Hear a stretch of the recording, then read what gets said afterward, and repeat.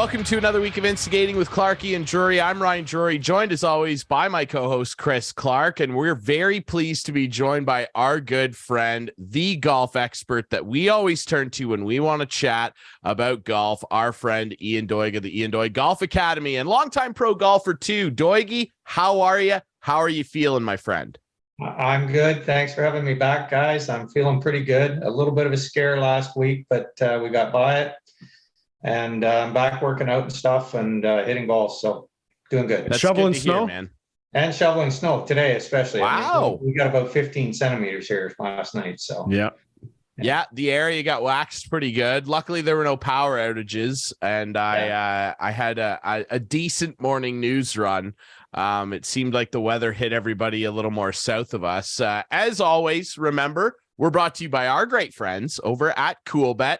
And we're brought to you by our friends over at Listowel, or Larry Hudson's Chevrolet Buick GMC here in Listowel, 1000 Wallace Avenue. Clarkey works there. If you need a new vehicle, you need a new truck. Doigy, I got a nice Canyon for you coming in. Hey. 24 or 23s, Doigy. I guess.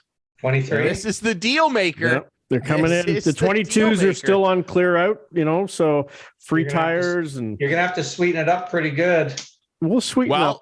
Yeah, free for sure. free tires, $500 gas card. They got a lot going on over there. $1,000 Doigy. off as well. Yeah, the deals are happening. Hey. Yeah.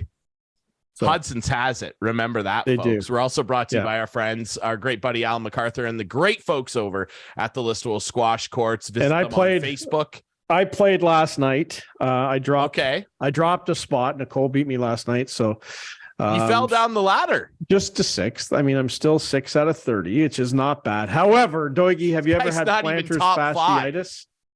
No. It's very painful, and I have it again. And You have plantar fasciitis right now, and you're playing hurt. squash? I know. I'm so competitive, and I can't stop doing stuff, and it hurts. And I was hobbling all day today. So, Well, listen, isn't there and Doigy, chime in if you'd like here, because I know you've had, over the course of your great career, I know you've had injury problems. Is there not like an IR that you can go on where maybe you don't drop that many spots on the ladder? Can you talk to Al? yeah, we need to talk to Al because he's You putting gotta pressure. go on LTIR. I have the texts from Al saying you have until Wednesday to get your game in, right? Wow. And Okay. he made me play, and now I'm He made me yeah, or I was going to drop 5 spots. He made me, dude. Just drop the 5 spots and get No. healthy. No, Oh Hey, my God, okay. Doigy.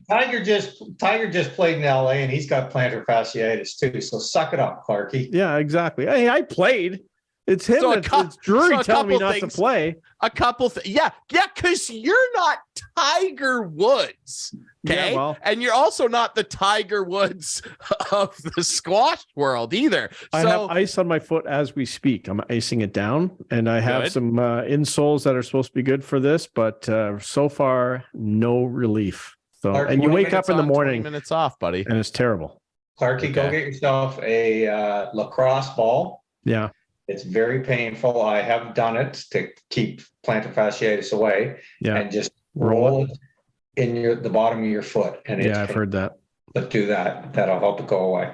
And I feel like I'm in the dark today, but it's when you get a new computer and you think it's good and it's not, you don't know what to do. Okay. So A couple things here out there for our broadcasting aficionados here. So everything that Clarkey's saying really just boils down to I didn't pre-plan this. So when you get new equipment, generally what you want to do before you go on, I don't know, a well-syndicated television show that's sponsored by some great people, generally what you do, kids, I look fine. is you test the equipment beforehand and make sure everything looks and sounds up to your regular standards. Now, Clarkey, you do look fine, but we're generally used to you looking fantastic. And, right. and You that's can't see coming from Cujo me. behind me. You can't Right? it's just, Yeah, the John Tavares I get is it. a little I get dark. it. We had a little trouble starting today. We're a little late getting rolling, and Doigy's probably got to eat. And It's all that. Yeah, okay. I've got some steak fajitas waiting upstairs for me. I can Okay, smell them from here.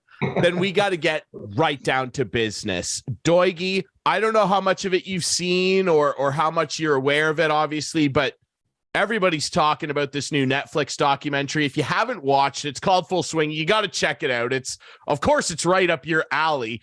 And when you're done watching it, we're going to have you back on. We're going to do a full episode breakdown because it is pretty fascinating. Obviously, I don't know if you've watched the F1 series that inspired it, but obviously, what are your thoughts on this? Good for golf? Generally, it's getting really good reception. Well, I'll be honest, I haven't seen one episode of it. Clarkey, you got to see it. I told him to watch it, but he's been busy. I've been busy. I got a message from a friend of mine from the European tour that I played with, Mark Moulin, the other day, and he said it's great. He said, you got to watch this thing. So I will get to watching it this week, and I've heard a lot of great things about it. I've heard some players come off very good. I've heard some players come off not so good.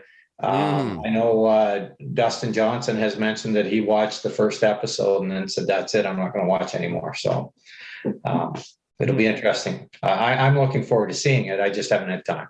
I'm a little bit into the first episode, and that's why I was a little late getting on to here today, because I wanted to watch some of it. But, the Justin Thomas and Jordan Spieth, it's just neat to see. And you've been inside the locker rooms, Doug. You know what it's like in there.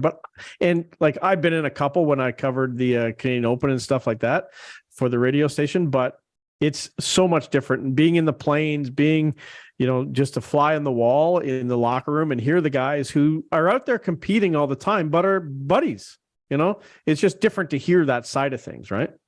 Yeah, I would say today's player is a little bit different than when I started. I mean, when I started, we were buddies, but we were cutthroat too. We had to step on the throat of the other player, and I think that's still the way because we're all competitive. Yeah. But nowadays, the guys are hanging out afterwards, and they're going for dinners and traveling. I mean, I know JT and Spieth and those guys travel and go on vacation together, right? So. And I did that some. I'm watching the scores here today from the Honda Classic, and I see Pearson Coody shot 4 under today. It's his first tournament on the PGA Tour. Well, I played golf with his father in Asia, and his grandpa is Charles Coody, who won the Masters. So, I'm going to pay attention to the Honda Classic this weekend because I want to see Pearson do well. And which leads me to our Canadians. We have Canadians on the leaderboard every week right now, guys. It's awesome. We only have 4 playing this week, and on my last look, all 4 of them are inside the cut line, and that's another good thing. Michael Glick had a good round today, 69, 1 under par on a very difficult golf course. So Canadians are doing well.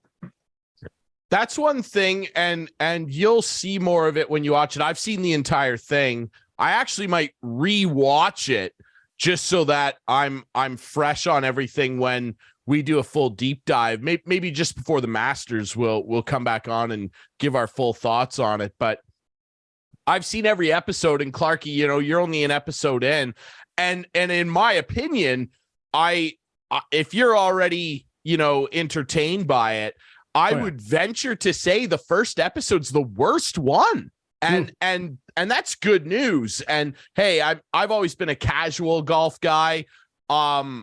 This much like the F1 series has really dragged me in. I like to learn more about these guys and get some of their history. And I'll say I think my favorite episode was the Morikawa and Tony Finau one. Tony Finau's just maybe the most likable guy on tour. Like, everybody loves Tony Finau, and it's really cool to learn a little bit about him. And, the Rory stuff, they start getting into when everybody starts signing with Liv and that whole thing. There's some good drama involved with it. And obviously, when we're starting golf season, this is really the first season since Liv came in full time. And the debate continues to rage, Doigie, on whether or not some of these guys that left should be able to play in majors. What's your opinion on that? I mean, I personally am fine with it because, and they mentioned this in the documentary a couple times, I think everybody sees a lane where eventually these two organizations end up coming up with some kind of a deal. Well, I agree wholeheartedly on the fact that at some point in time, they're going to come together. Golf can't continue down this path with the split going on. 100% I'm behind all the players. If you've qualified to play in a major, you should be allowed to play.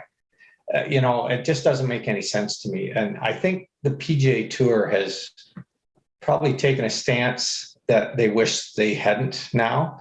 And I do see them coming together. I mean, even Rory has backed off on his position a little bit, but I know that the four majors are allowing them to play. There is even some rumblings that if they qualify, they're going to be able to play in the Ryder Cup. So a guy like a Dustin Johnson, he's right now ranked 14th, but if he plays in one of the majors and wins, because of the point system this year leading up to the Ryder Cup, majors are double points. And all of a sudden he could jump his way up into the top and make the team. Well, wouldn't you want Dustin Johnson on your team if he's qualified? Makes total sense to me, right? So I just think that we're going to get to a point where they're included. The big point or the big issue right now is the world ranking points. But a lot of people that don't understand the world ranking points and how it started. World ranking points was started back in the 80s. And it was started by IMG, which is International Management Group.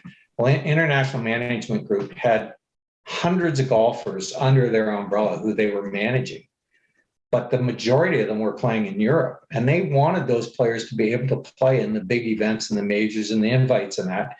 And so when they came up with the ranking points, they were skewed in such a manner that if you played in Europe, you got more points from a weaker field. Like the point system was the same, but you'd be playing in the US in a very strong field where 130 guys could win any week. You were playing in Europe where 30 guys could win any week, but you got the same amount of points if you finished first, second, third, fourth, whatever. And so all of a sudden, that's where you saw the influx of the European players coming over to North America to play. That's how it all started. It was through the International Management Group and the world ranking points. So why aren't they being included now? I don't get it. Yeah, it is strange. And they've got to come up with an agreement, really, obviously financially, but obviously with that involved as well. It's a complicated thing that they will eventually solve. See, they don't even really touch on that in the documentary. This is why Doigie is our guy, because Doigie knows stuff that general fans like myself, I had no idea that that's how it started. That's why they need Doigie in the documentary. And one thing I will say, and Clarkey, you'll discover this. I'm interested to hear more of your thoughts on that first episode. One thing that I hope I understand, I guess, because it was just 8 episodes. You know, you do 8 episodes, see how everybody receives it. One thing I hope that they do, they're guaranteed doing more seasons of this, is an episode on the Canadians, because you wouldn't know they existed in these episodes. They don't talk about Corey or Hadwin or any of these guys. So I hope in season 2, we get an episode that's like dedicated to, like, here come the Canadians. Cause like you said, we got 4 guys at the Honda Classic this weekend. Gligic obviously leading the Canadian pack right now. Clarkey, your thoughts obviously just on, the way they put it all together. Yeah. I kind of like watching this because A, you see the behind the scenes stuff. Okay. Yeah. And B, the other reason I like it, and I worked at Leafs TV, and that's what we strive to do all the time, is to take the fans to where they hadn't been. Right. And when Leafs TV was in its heyday, and actually we were producing actual shows, taking people into, like, the one that was close to me was the Behind the Draft show every year. I was in the meetings with the scouts every year. Barry Trapp was leading the way most of the years I was there as the head scout for the Leafs. Pat Quinn would pop in every once in a while, and then JFJ, became the guy, and things sort of started unraveling for Leafs TV at that point because he was a nervous guy. JFJ was a little bit nervous, but you couldn't tell from his trade dealings. We always tried to be, like the fly on the wall, right? And people eat that up. And I eat it up now because that's what I did for a living. So I liked watching it. I'm into it. As I said, I'm only a little bit into the first episode, but it's neat stuff. It's really cool. That's the thing I think that's probably unique for you, Clarkey, is like you have so much experience creating this content. And then on the other side of the coin, you brought it up earlier, Doigie is a guy that has experience being the content. He lived it. Exactly. He's been in these locker rooms. Yeah. What's it like? What do you remember, Doigie, about going into a tournament? You mentioned earlier, things were very, a little more cutthroat back, when you were playing in those tournaments. And you're right. And this documentary does kind of highlight some of the more, friendly relationships. I mentioned, everybody loves Tony Finau, and JT and Jordan are hanging out and everything. And it's a little more, friendly. People are yucking it up with Rory and stuff. But what was it like being in those locker rooms with guys who would maybe come off the course, had a bad day, someone had a really good day, and everybody was trying to chase them down? What do you remember about being in those locker rooms in the heat of the competition? Well, I mean, there's so many stories that I could go on and tell about, and one of the things I'm working on is a book where I'm talking about what happens out there, and I have the stories from the caddy perspective and from the player's perspective, but I can tell you a couple of quick ones, and I won't name names because I don't want to embarrass anybody. But back in the early '90s, there was a very, very close to a fist fight in the locker room with a couple of players, with a couple of Canadians involved. And it was quite interesting. And they were ready to throw down in the locker room before a couple other. Come on, Doigie, you got to tell us who it was. I can't. You can't tell us. I can't tell Were you involved? I was not involved. I was not involved. But here's a funny one. This one happened at Bay Hill. I want to say around 1982. There was a player playing, and he always liked to hit his practice balls into the wind, and the range was straight downwind. So he had gone to the back end of the range to practice. And there was a player at the front end of the range who didn't like him, and he could hit it that far. And he on purpose started bombing drivers at the guy. And they slowly figured out who it was. And all of a sudden, the player on the back end of the range marched straight down the middle of the range. Everybody on the range had to stop hitting balls. And he walked right down, up onto the front end of the range, walked over to the guy, and just absolutely cold cocked him on the range at Bay Hill one year. It was like 1981 or 82. And it was quite something. I mean, it was pretty funny to watch. So there's stuff that has happened out there that is very interesting. Is that automatic DQ? I don't know if it's like, obviously in hockey, you just go sit in the box for a couple of minutes. What is the etiquette package in golf? Like, do officials come over and go, you're trunk slamming, see you later? Well, to be honest with you, I can't remember if anything happened with that one, but typically if you step outside the boundaries of what is considered professional conduct, it starts out as fines first, right? And I think the first fine on the PGA Tour right now is $1,000, and then it goes up from there, right? And I was fined a few times on the Canadian Tour. I think my biggest fine was $500. They started out at $100 back then on the Canadian Tour. What'd you do, Doigie? Swearing or something like that, right? Hitting a bad shot and cursing afterwards when there's a volunteer nearby or something like that. And that volunteer took offense to it and reported me, and I got a letter of discipline. So, I've had a few. I'm not afraid to admit that. Is there a guy who you didn't like to play with? Like I know, like Mike, I heard Mike Weir talking, I don't know if it was on the record or off the record at one point, but he would go head to head with Tiger, for instance, and Tiger would putt out when maybe he didn't have to. And then the entire gallery would be moving, right, to get to the next hole to see Tiger. And Mike Weir still has a 10-footer for par. Right. And like people are scurrying everywhere. So it didn't seem like, from what I gather, Mike Weir liked playing with Tiger. But was there anyone like that, like it's not against etiquette technically, but, like just wait maybe and let me, wait to tap in that 2-footer? That's something that reputation that Tiger had. And we all knew that if you were in Tiger's group, that was going to happen. Yeah. So you didn't want to be with him or the group in front of him. You wanted to be the group behind him. Mm-hmm. Because if you're in the group in front of him, as soon as he putts out, all those people are running up onto the next hole to watch him play, and you're trying to hit your shot in that, right? So it's very, very difficult. I'll tell you a story. The only guy I really ever had a hard time with was Billy Andrade. Canadian Open one year, and I was right on the cut line with a couple holes to play. We had a lot of rain delays, and Billy was missing the cut by a pile. And we got to 17 at Glen Abbey, and he had already hit his second shot up to the green, and I got over my shot, and I had a very good chance of making the cut and making some good money, and I was over my second shot, and I looked up, and Billy was up on the green putting. I backed off and kind of gave him a shoulder shrug to like, Billy, what are you doing? And he backed off to the side, and so I finally got in and I hit my shot. I never ever did get set correctly, and I hit it in the bunker. But while my ball was in the air, he ran out, putted out, and then ran over to the 18th tee. And the reason being is we were close to the siren going for darkness. And if we teed off on 18, we could finish the hole and he wouldn't have to wait and come out the next morning. So he'd get on a plane and go home. Right. So he wanted to start 18. Well, I'm in the bunker, I'm getting ready to hit a shot, and all of a sudden I hear this screaming, and I look over and the rules official is screaming at Billy, and then he's screaming at me, what's going on?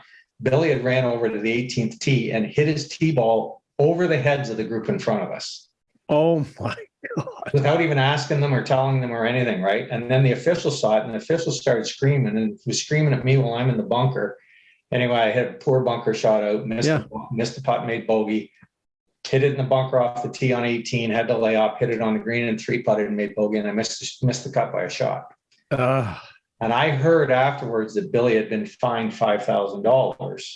It should have went to you. I personally think that $5,000 should have went in my pocket because I was going to make the cut, right? Yeah, that's terrible. So that was the only time, maybe a couple times on the Canadian Tour where I played with some younger players that thought that they were all it, and they didn't have very good etiquette, and I would just stand aside. And eventually, one time in Sault Ste. Marie, I wasn't hitting, and kid said, "Are you going to hit, old man?" And I just turned to him and I said, "Well, when you stand still and show me the respect that I show you, I'll go ahead and hit, but I'm not going to hit while you're over there moving around." So, yeah, stuff like that happens. Yeah, that's the thing about like just even the amateur game. When you go out and like, I don't like, it's all in my mind. I know, and I'm not that good of a golfer, but I hate when a guy doesn't mark his ball on the green. Like, just mark your ball, just mark it and pick it up. Yeah, right? Well, and that's just standard fare. There's a few little things. You know what? We're allowed 45 seconds to hit a shot, unless you're the first person hitting on the hole. You're allowed 45 seconds. If you can't stand still to show respect to the other player for 45 seconds, there's something wrong. Yeah. Right? And so that's all I've ever asked. Yeah. Mark the ball, stay out of my sight lines. Yeah. So I always tell young kids, when I'm coaching them and stuff, that if you can't see the person's chest or their rear end, you're standing in the wrong place. If you can't see their chest or their rear end. So if you were putting or whatever. Yeah. Okay. So the putter, he'd be standing right there or right there. Okay. Never here or here. Because as I tilt my head, I can see him out of the peripheral vision. And then if he moves, that can distract me. Right? Yeah. But if he stands there, and it's really funny, people look at us sometimes when we're playing, if there's 5 people following a group, that becomes very difficult because they'll be moving all the time. And you see that movement. But if there's 5,000 people following this, it just becomes background movement. So you don't even notice it anymore. Yeah. Right. So if there's one person behind that flag when I'm out at the 100-yard marker trying to hit a shot and he's moving around, I'm going to wait. But if there's 5,000 back there and they're all moving around, it doesn't bother me. It's like the waste management, right? That whole, like they're all hooting and hollering, so it doesn't matter, right? Because you have to expect it. Yeah. Are you a pin in or pin out guy now that you can have the option? I'm a pin out guy. It takes up 17% of the hole, and I need all that hole I can get. And I look at it this way. I was taught a long, long time ago that the pin only helps a bad shot. That's probably why I like it in. when you skull it across the green, exactly. It hits the pin. But my plan is not to skull it. My plan is to hit a good shot every time. Right? So I know. I was actually lights out when I was in Dominican putting. I was pretty good putting. Video evidence, which is surprising. Evidence. 84 was my best round down there. I was happy with that. Drury. We need video evidence. Hey, that's not bad for not playing for a good while. Although I will say you played pretty good that round that I watched you play here at Listowel Golf Course. And that was not even warming up for the first match. Like we just got out there and played. Like, come on, guys. I wanted to go hit some balls, right? Like haven't played in 6 months. No, let's just go. Come on, the tee's open. Let's just go. And I'm like, can I hit some balls? No, we're going. And what if you have good fundamentals, Clarkey? It doesn't take much to warm up. That's right. That is true. That is absolutely the difference, true. right? And you know, like the Clarkey first doesn't hole, have. Go ahead. Thanks, Ryan. The first hole is short, like it's a 370, maybe 370 par 4, right? So I was hitting 5-iron off the tee, 210, leaving myself. It must have been about a 320 because I had 100 yards in every time. Like it was a short par 4, but danger all around the green. Like you could try to hit it, but it was a sucker drive in my mind. And I always played it well. So anyway, there you go. There you was go. Fun. I highly encourage it. Barcello Bavaro Beach in the golf course there. If you ever go, it's good. Ryan, going back to some of the stuff that out on tour, we talked about who you like to play with and stuff. And, one of the guys that was really tough to be paired with was Lee Trevino. Really? Yeah, because he was always chattering. He was a chatterbox, and he barely would even shut up when he was hitting his own shot, right? So that was difficult. But I remember one time again at Bay Hill, David Ogren, really good guy, was in the group, and Trevino was hitting the first 5 or 6 holes, and he had this habit of the guy that was hitting last, as he was in the middle of his swing, he would start walking. And you could see his feet, right, from your peripheral vision. So on about the 6th hole, David Ogren swung the club up to the top of his backswing and then stopped. And Trevino was about 6 steps going down the tee deck. And Ogie looked up at him and said, "Hey, Lee, do you mind if the rest of us play?" Stand right in front of everybody.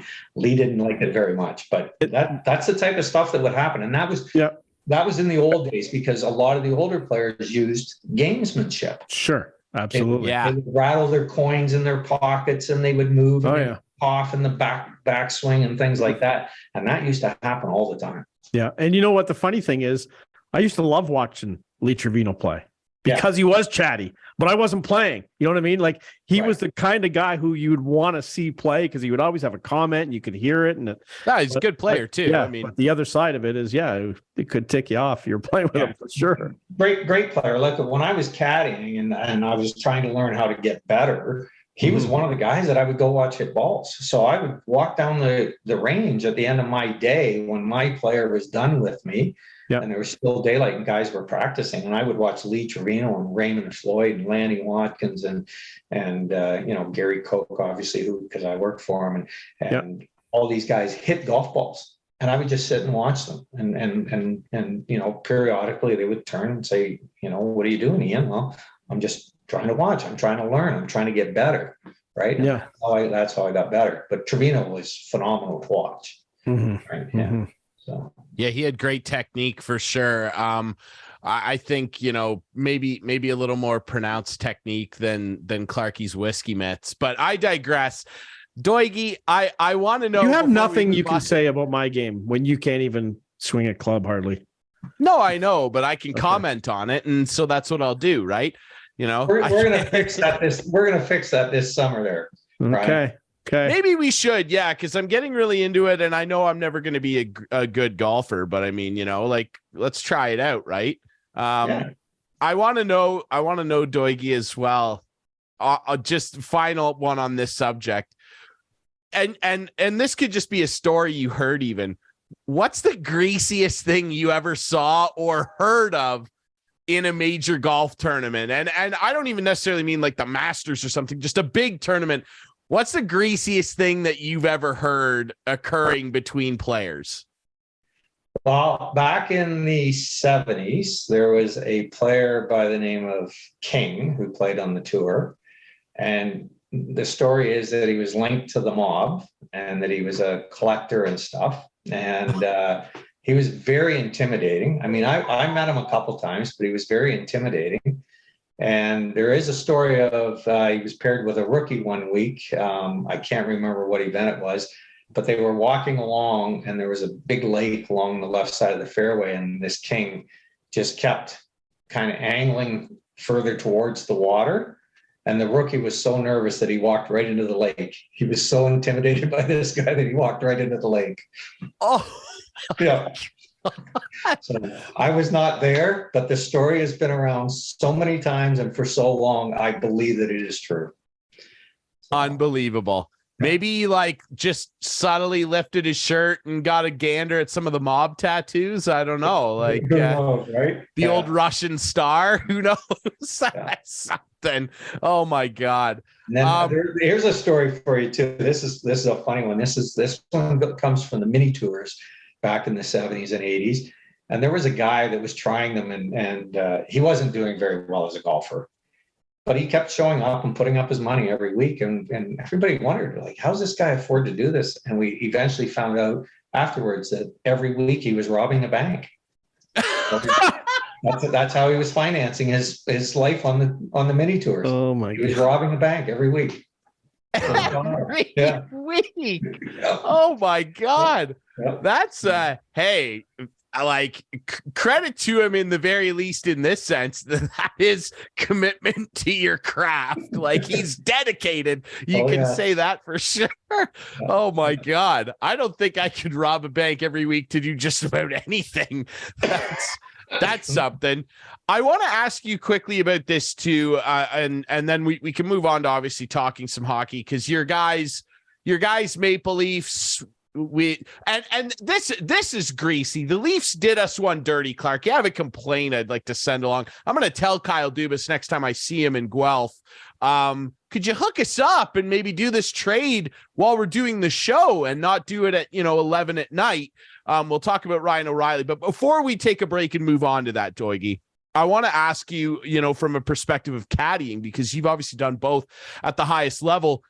They talk quite a bit about it, obviously, in the documentary, and there's a great episode in there about Joel Damon, and his best friend is his caddy. And Joel Damon, like that's the power of these docuseries. They introduce you to characters you're really not aware of, and I'm a big Joel Damon fan now. What a interesting guy. He's had a crazy life. Obviously, losing his mom to cancer and all that stuff. He's had it's a great episode. You'll really like it. But his best friend is his caddy. And then, you look at other stuff and they kind of dig into it, saying some caddy player relationships are a little more business-like. Some are very, personal. You look at like Brooke Henderson, her sister caddies for her quite often.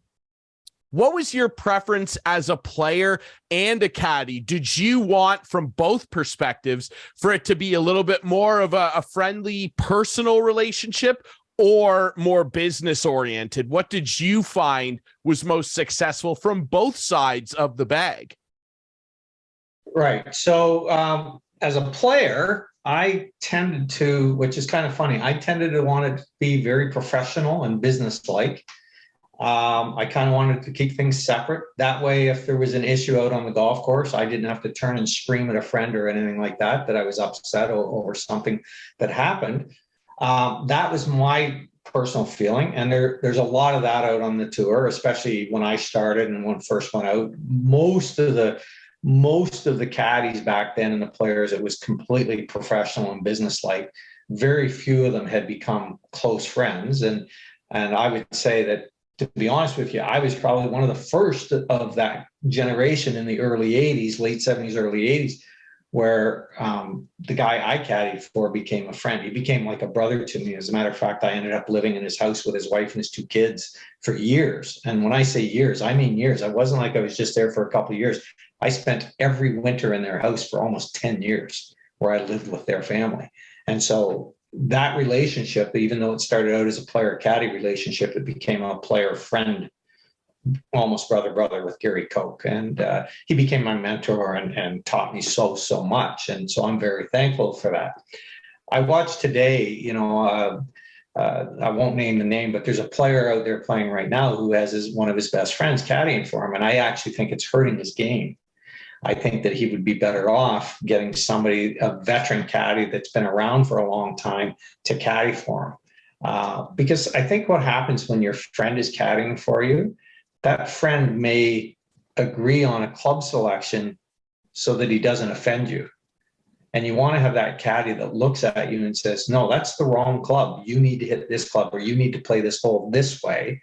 And then you discuss it and you come up with of what you need to do correctly. But sometimes when your best friend's caddying for you, he's afraid to say anything. So he might let you hit the wrong club because he's afraid to say anything. So that's where I think the friendship part of it gets into the way. Yeah.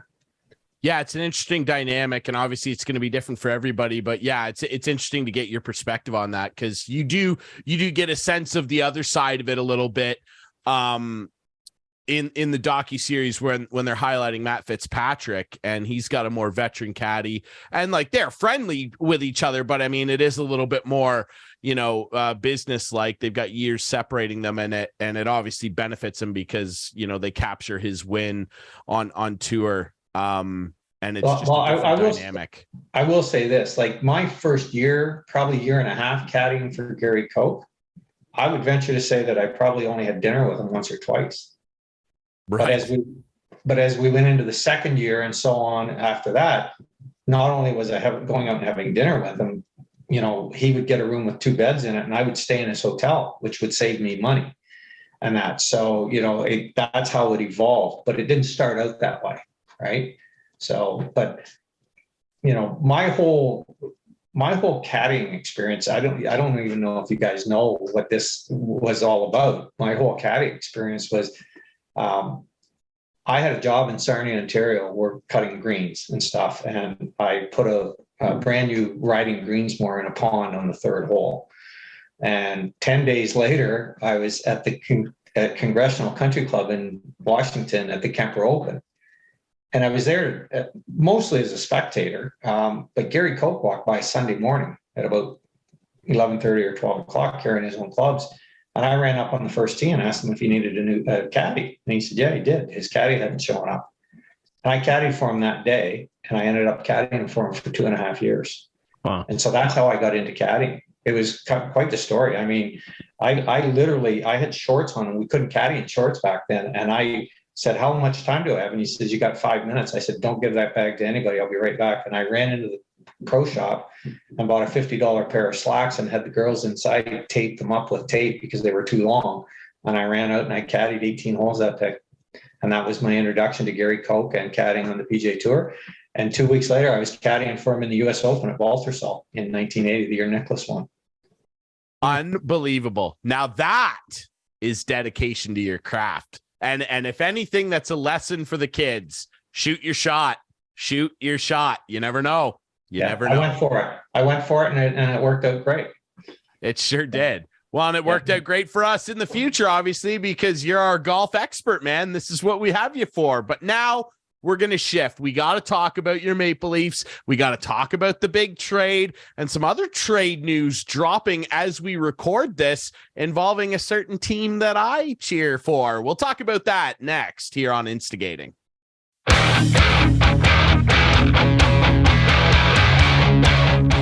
Welcome back to Instigating with Clarkey and Drury, still joined by our great friend and golf pro Ian Doig of the Ian Doig Golf Academy. And now it's time to talk. We've got these two on here. They're both big Leaf fans. Let's just dig right into it. I mean, if you haven't heard, you're under a rock. Obviously, the Leafs, just a little bit after we recorded our show last week, they went out and they couldn't do us a solid by doing it during the show.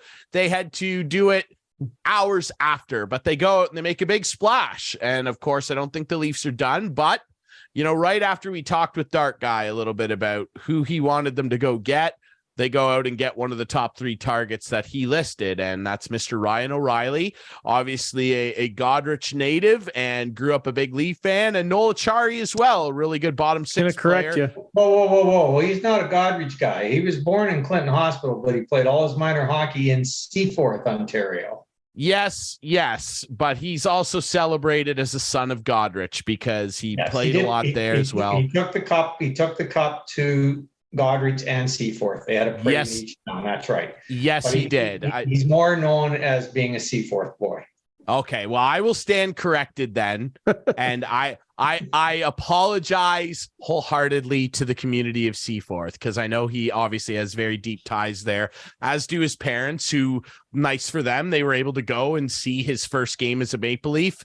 And then the other night, pretty good night against one of his former teams that he lost the passion for playing hockey while he was there, Buffalo Sabres, as he puts up a hat trick. And remember, guys, Coolbet's the place to go. And I had Ryan O'Reilly that night as an anytime goal scorer, and I almost took the risk and sprinkled on 2+, and I should have, because my winnings would have looked a little better. But if you're going to bet, do it with Coolbet. And yeah, he scores a hat trick, pretty incredible stuff. And he was one of only a handful of Maple Leafs players to score a hat trick within his first 3 games with the team. He ends up with 4 points. Clarkey's favorite player, Mr. Fancy Pants himself, Morgan Riley, Mitch Marner, 5 assists night, pea soup, the old Doug Gilmour impersonation. Pretty incredible stuff. Doigie, your thoughts first. You're our guest. What was your reaction when you heard Ryan O'Reilly and Noel Acciari are Toronto Maple Leafs? I absolutely loved it. If you remember the last time I was on the show, I said that Ryan O'Reilly would be a good fit. I do remember. I'll tell you what, Acciari has surprised me. I love the way he plays. He's got some speed. He's got some grit. He loves to hit. And, and he's put up a couple points already. So I love that. But here's a little thought going back to Ryan O'Reilly. He played 3 years for Buffalo, about 120 or 125 games or so, and never had more than a 1-goal night in that building. And in his first game back with the Leafs, he had 3. I found that very interesting. Right. So, does he like, I think he likes playing in Toronto. Maybe we should try and get him on. We should maybe try and do that. I mean, I do loosely know his dad a little bit. Brian's a very interesting guy. And how about we just wait and we'll do a live show from the parade? That's what we will do. Of course, he came and I got to interview Ryan when he brought the cup that he won with St. Louis. There you go.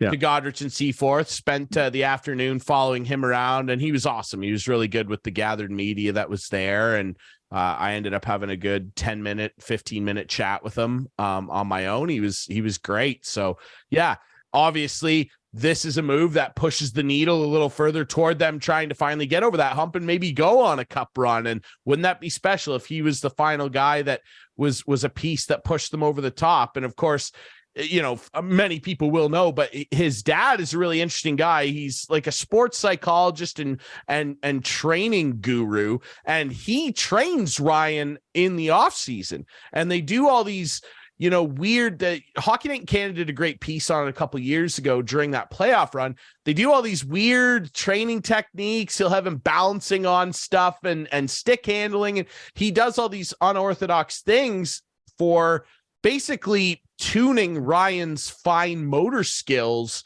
in tight areas, stick handling, face-offs. Of course, Ryan O'Reilly famously has one of the weirdest curves in hockey history. I won't even try and describe it. Google it. It's bizarre, but it works for the guy, and it's obviously working in Maple Leafs blue and white because he scores a hat trick the other night, and boy, is he ever good defensively. Clarkey, what was your reaction? I know that you were pretty excited. I was thrilled. We talked about it. As Doigie said, he's the kind of guy the Leafs need.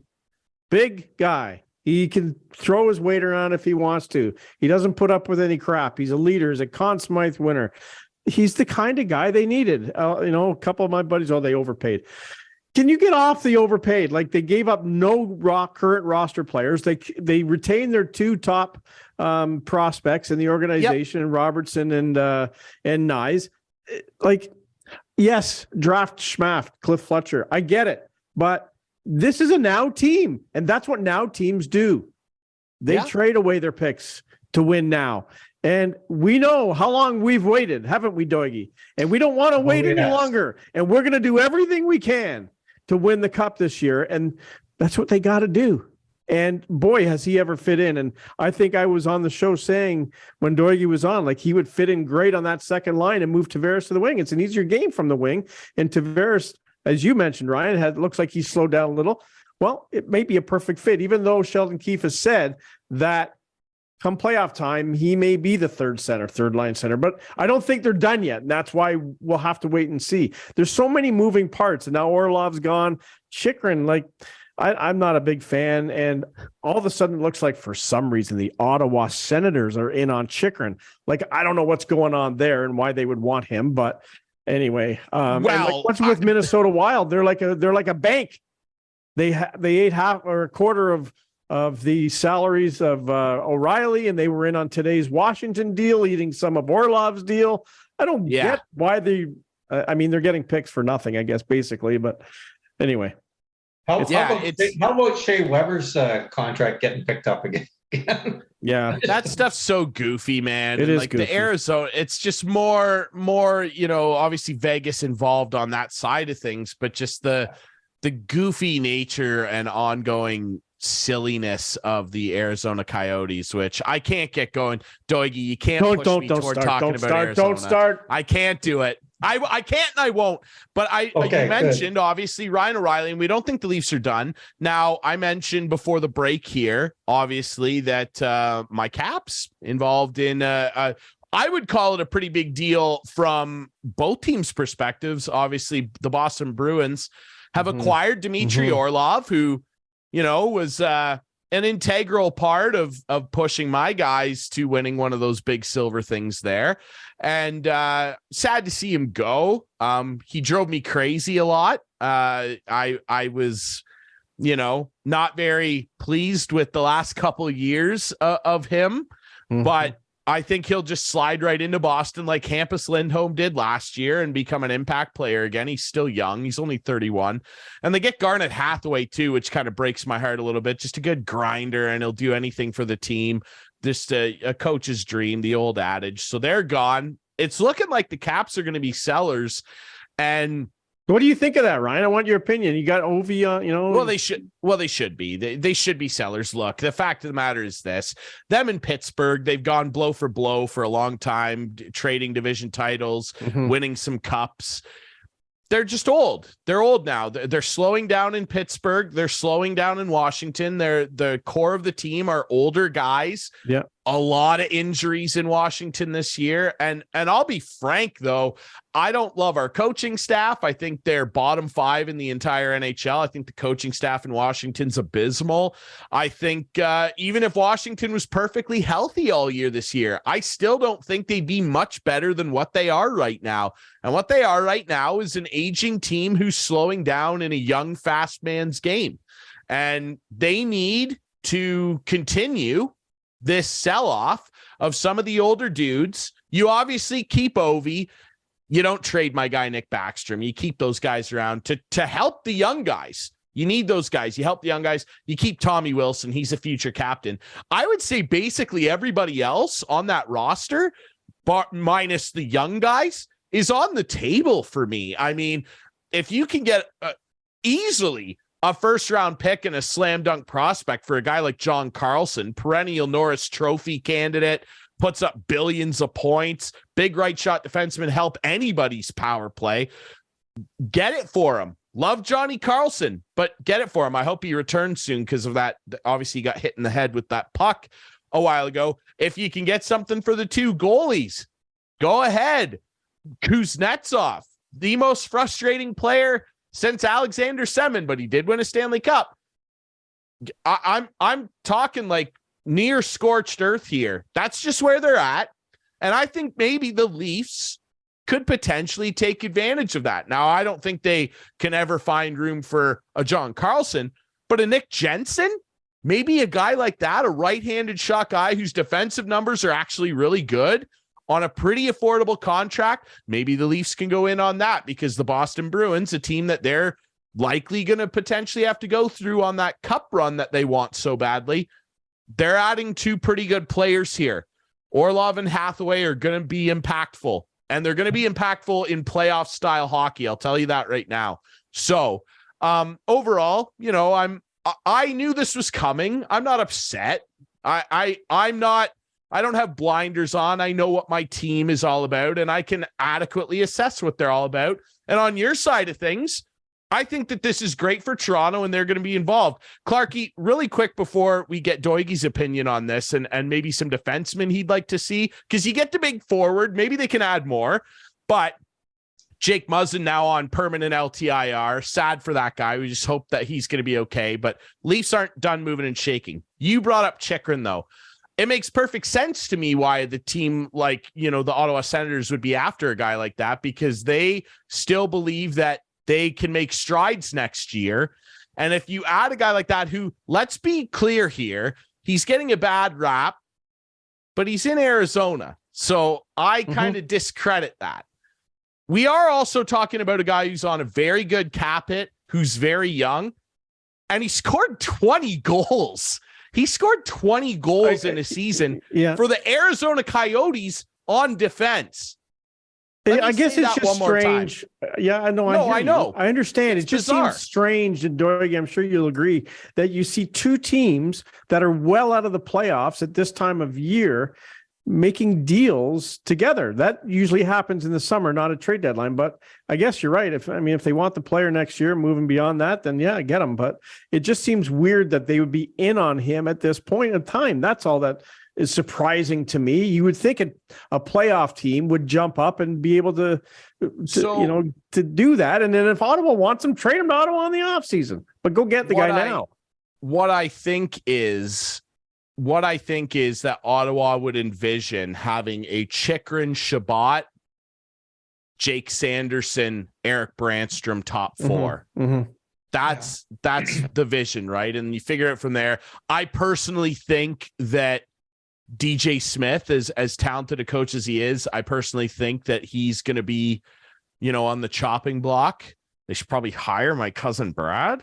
But I really think that that's what their goal is. Now, Doigy, let's move back to the Leafs here.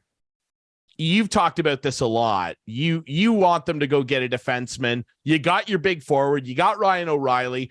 I like the ability of moving him up there and bumping Tavares over or shuffling him down to center the third line. That's what having a guy like that offers you. Lots of flexibility. Defensively, we talked about this last week with our friend Dark Guy. I just don't think that this team can move forward and do damage on a long playoff run with Justin Hall in the lineup every night, or really any night. And so they need to go get a guy.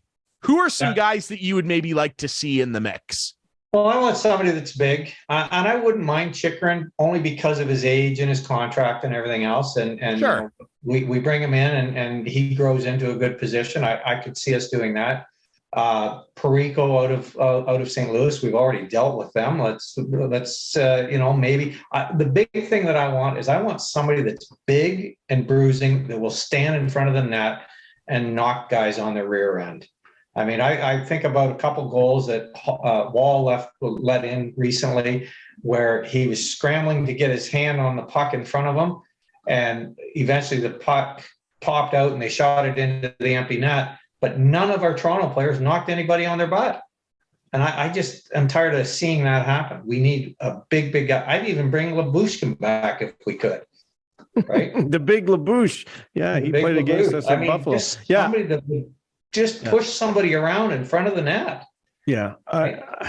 It just drives me crazy. And I know we talked to Pooley last time Pooley was on, Ryan, and we talked about how much we honestly think Justin Hall has improved this year, and he gave all the credit to Giordano and how he's been playing so well because of Giordano. But it just drives, and I'm sure it drives Doigy crazy. This guy's a big guy.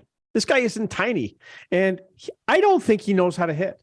Like, I honestly don't think he knows how to lay a body check in this league, and it's so frustrating to watch. Is Luke Schenn an upgrade to Justin Hall? I think we would both agree he is. I would certainly not want to give up anything more than a fifth rounder for Luke Schenn. Like, nothing more. They want a fifth rounder, I'll take Luke Schenn. And then you look at other teams down the bottom, like, Chicago and what's going to happen with Patrick Kane. Now, I heard this morning that it sounds like Patrick Kane is still saying he just wants to play for the Rangers and maybe really tying the hands of the Blackhawks. So if they want to get anything for him, they'll have to trade him to the Rangers, and they won't get a lot, but it's better than nothing, I guess. And then Montreal, like I love seeing Montreal in that 21-25 in the league's place, because teams don't get better doing that. You've got to bottom out, and they refuse to do it. So will they be trading a defenseman or a forward? We'll have to wait and see. We're a week away from the trade deadline, and it's going to be an exciting week ahead, I think. Yeah, I agree. I would bring Luke Shen in if they could get him for a 4th or a 5th pick. I don't have a problem with that. I did Hall threw a check on the boards the other night in the Buffalo game, which really caught me off. Did he trip when he did it? But then about 8 seconds later, he coughed up the puck. So I was like, you just never know what you're going to get from him. No, and you can't go into a long run of the playoffs trying to get past Tampa and Boston with him as one of your top 6 defensemen. I'm sorry, you just can't do it. And Boston just got better, right? Yeah, well, we'll see. I mean, it's hard for them to get better, and we'll see if they've disrupted the dressing room, because that can happen too. But forwards, I think they need to add another forward too, and I think they're going to try. It wouldn't shock me if they're offering Kerfoot around the league. I'm not sure what you would get for the Swiss Army knife, as he's referred to, but do you see any other forwards that they might dangle out there? Like, it certainly seems like they're content on keeping Nyes as long as they can here, and hope he turns out. Yeah, but what if he doesn't? I mean, I'd be happy to let package him up with somebody and go get Timo Meier. Yeah, right.